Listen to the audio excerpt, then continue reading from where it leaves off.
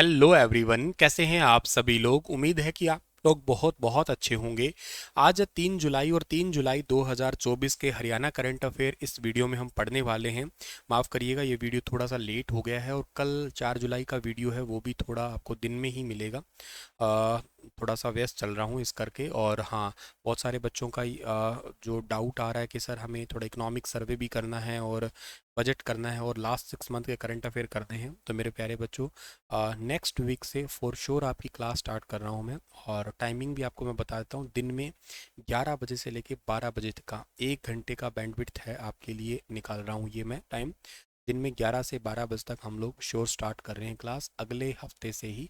I mean 8 जुलाई हो जाएगी ना, तो 8 जुलाई से ही समझिएगा आपकी क्लास स्टार्ट हो जाएगी। तो आप चिंता ना करिएगा, आपका बहुत अच्छे तरीके से मैं बजट है, इकोनॉमिक सर्वे है, पास्ट 6 मंथ के बहुत अच्छे से करंट अफेयर, मतलब जनवरी टू लेके और हमारे जून तक के, ठीक है ना, बहुत अच्छे तरीके से हम लोग करंट अफेयर है वो कर लेंगे। इसकी चिंता ना करें। कुछ और इंपॉर्टेंट स्कीम्स है, योजना है, वो सब अच्छे से आपका कवर हो जाएगा डेटा।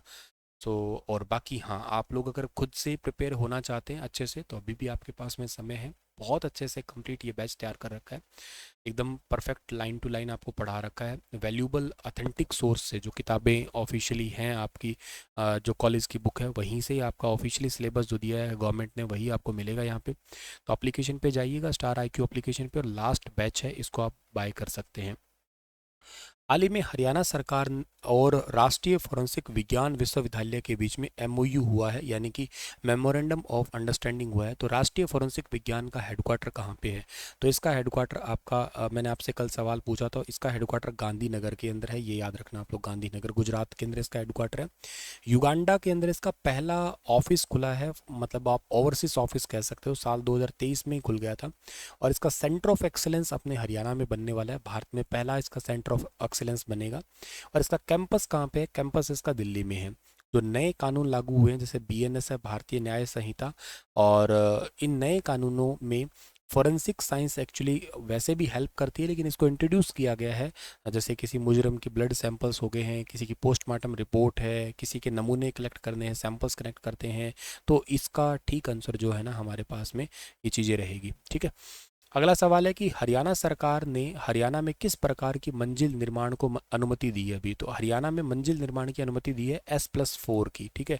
S+4 की है, पहले ये 4 तक नहीं थी, अब इससे आप ऊपर मंजिल बना सकते हैं।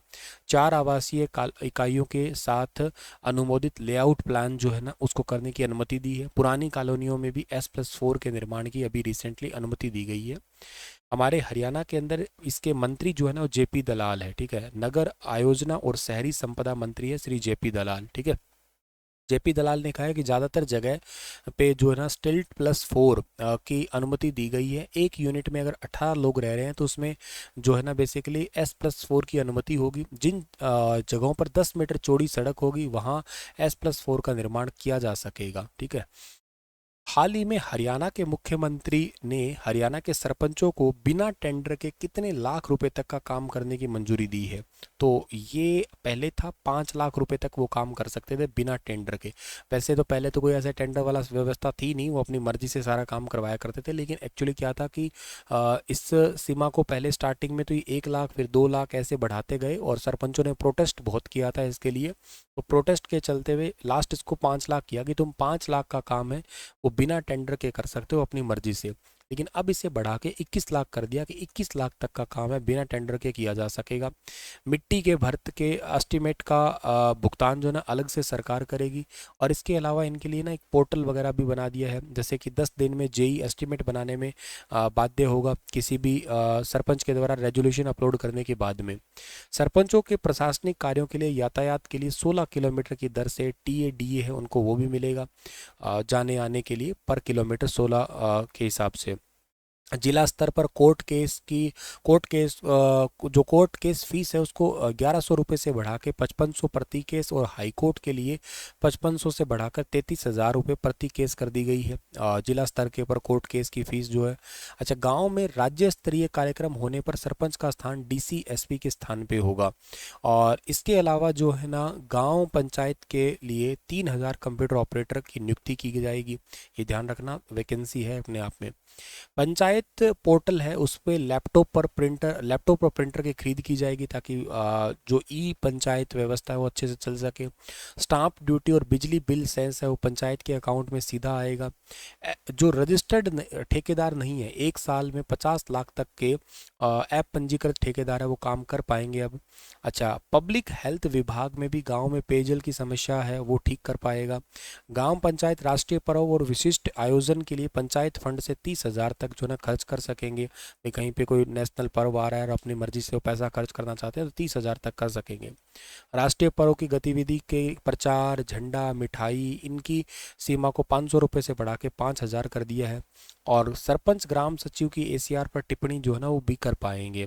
तो बहुत सारी चीज़ें सरपंचों के लिए मतलब बदलाव की गई है ग्राम पंचायतों में हरियाणा सरकार के द्वारा।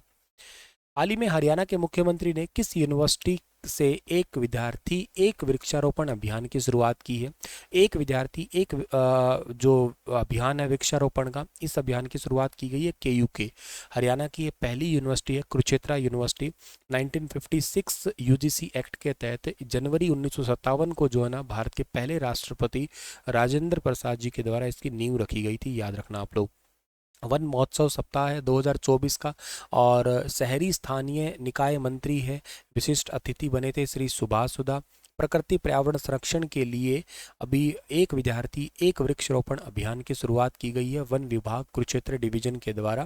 कुरुक्षेत्र यूनिवर्सिटी से इसकी अभियान की शुरुआत की गई है, क्योंकि अभी आपको पता है कि हमारा मॉनसून सेशन है वो लगभग स्टार्ट हो ही गया है। इस यूनिवर्सिटी का ये अभियान है कि एक ही दिन में 3,000 वृक्षारोपण कर पर्यावरण का जो है ना मान बढ़ाएंगे। वैसे मैं बता देता हूँ पूरे हरियाणा में सबसे कम पेड़ पौधे हैं पूरे भारत में, मतलब सबसे कम पेड़ पौधे हरियाणा राज्य में ही हैं। और इसके अलावा ग्राम पंचायत के द्वारा स्वतंत्रता दिवस और गणतंत्र दिवस पर किए जाने वाले आयोजन है ना, उसका उसमें भी जो है ना पंचायत फंड और खर्च की सीमा 3,000 से बढ़ा के 30,000 की है।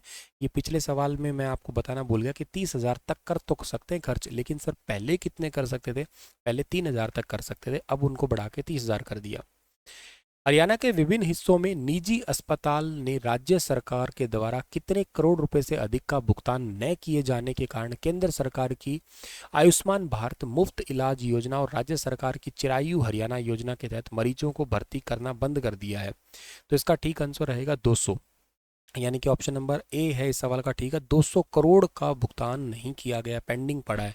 200 करोड़ का राज्य सरकार के तहत 200 करोड़ रुपए से ज़्यादा का भुगतान न करने के कारण अब जो प्राइवेट हॉस्पिटल है जहाँ पे ये 5 लाख रुपए तक का इलाज फ्री मिलता था, आयुष्मान भारत मुफ्त इलाज योजना और हरियाणा के द्वारा चलाई जाती है चिरायु हरियाणा योजना, इसको बंद कर दिया है। मतलब इनके तहत मरीजों को भर्ती नहीं करते हैं ये।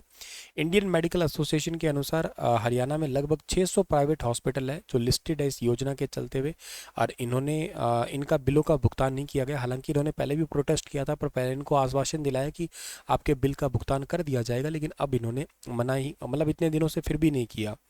हरियाणा में 74.33 लाख लाभार्थी चिरायु योजना के अंतर्गत, 28.89 लाख लाभार्थी आयुष्मान योजना के अंतर्गत आते हैं लगभग, और इनको प्रति मतलब पर परिवार पर पर्सन 5 लाख रुपए का स्वास्थ्य कवरेज मिलता है। मान लो एक परिवार में 3 लोग हैं तो इनको 15 लाख रुपए का सालाना कवरेज मिलेगा इसके तहत।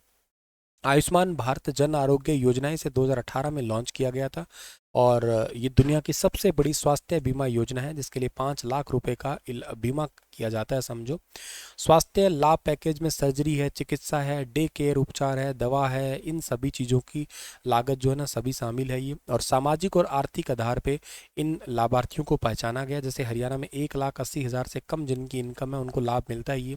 अच्छा, जिनकी 3 लाख तक इनकम है उनको भी लाभ मिल जाता है, पर उनको साल के 1,500 रुपये देने पड़ते हैं।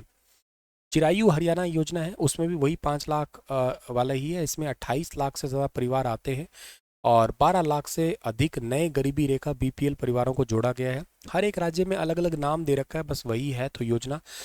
हरियाणा में चिरायु बोलते हैं, बस इतना याद रखना आप लोग।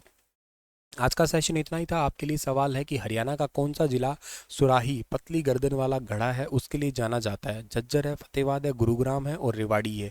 बताना इसके बारे में विस्तार से। फिर मिलता हूँ मैं 4 जुलाई के करंट अफेयर लेके। कल दिन दोपहर में आपको जो है ना करंट अफेयर मिलेंगे, और आप तब तक इन क्वेश्चनों को रिवाइज ज़रूर करना, ठीक है। Thank you so much. और हाँ, स्टार IQ एप्लीकेशन पे आप CET की तैयारी अगर सीरियस एस्पिरेंट है, करना चाहते ही हैं, वाकई पढ़ना चाहते हैं, तो आप एप्लीकेशन पे जाके बैच ले सकते हैं। निसंकोच आपका एक एक पाई जो है ना उस पर भुगतान किया गया है। बड़ा गजब का बहुत डिटेल से कंटेंट अवेलेबल करवा रखा है मैंने।